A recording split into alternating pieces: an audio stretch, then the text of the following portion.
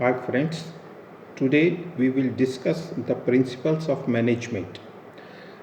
When we earlier studied the meaning and concept of management, we defined management as a science. Science means it must have certain principles.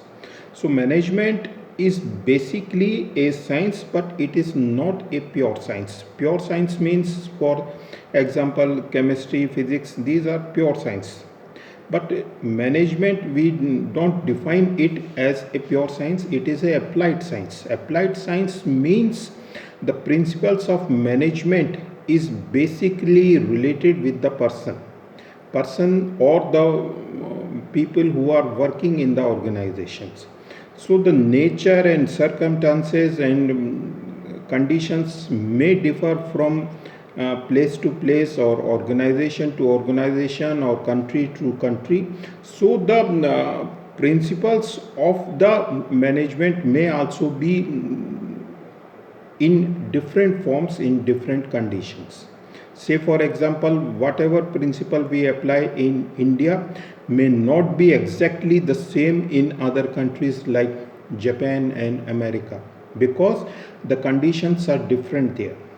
So, management has certain principles, but they are not as rigid as science.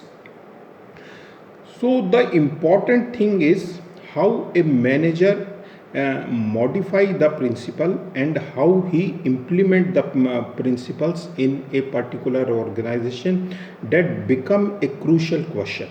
That is why we define management as an art, because knowing principle is not as important as implementing the principle, because management principles are there in every textbook. You can find the principles, or what are the basic knowledge regarding management you can find in any kind of book related to management.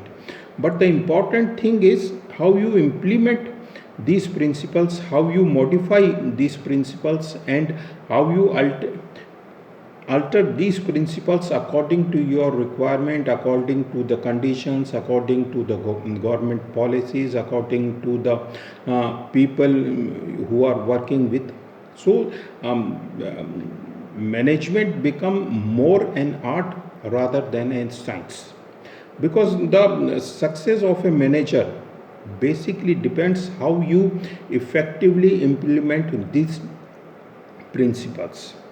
And another thing, the principles of management makes it a universal means we know that management has certain principles. We can apply these principles in any condition, any organization, and get the results. So principles of management makes it a universal concept.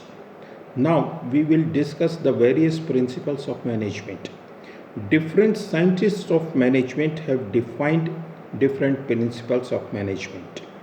But Henry Fayol, who is a pioneer in management, has defined 14 principles of management, and these principles are known as basic and fundamental principles of management.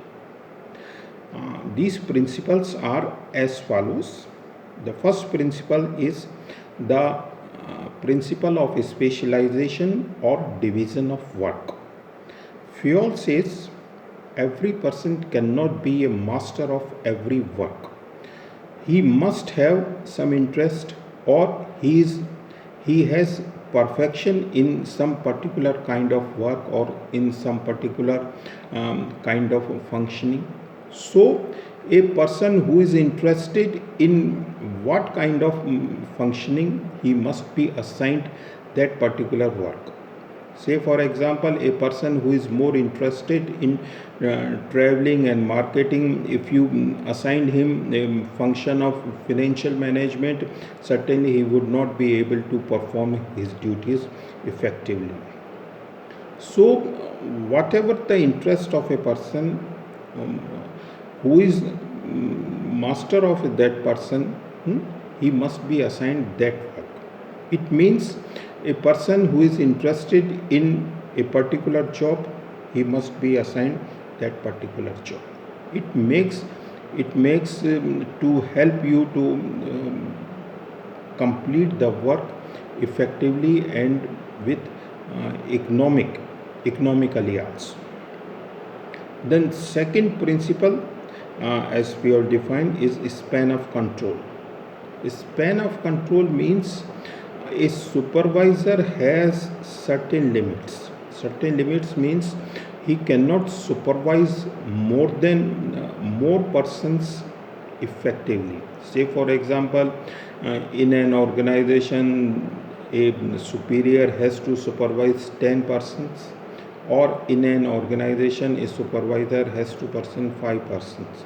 So there are a number of relations, direct relation, indirect relations, and cross relation.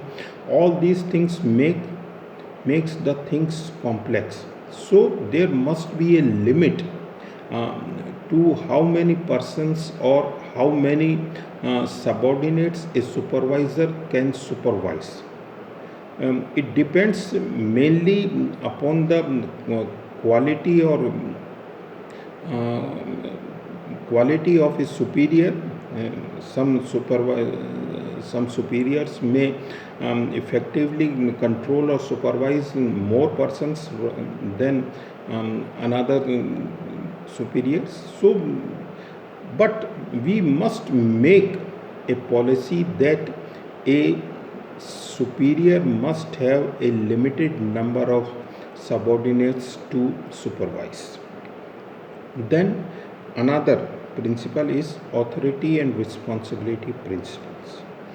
Fayol says when you assign work to a subordinate, you authorized him to perform certain duties. It means you give him authority. When you give him authority, he is responsible or he is answerable regarding his authority. So there must be a balance between authority and responsibility. Authority and responsibilities are like a two sides of a coin. There must be a balance.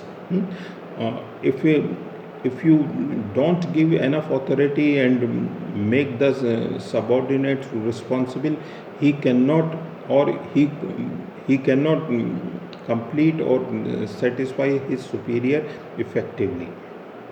So the superior, when he assigns something or some work or some task to his subordinates, he must give enough authority to complete that work, and the subordinates must be responsible or answerable to his superior regarding his authority.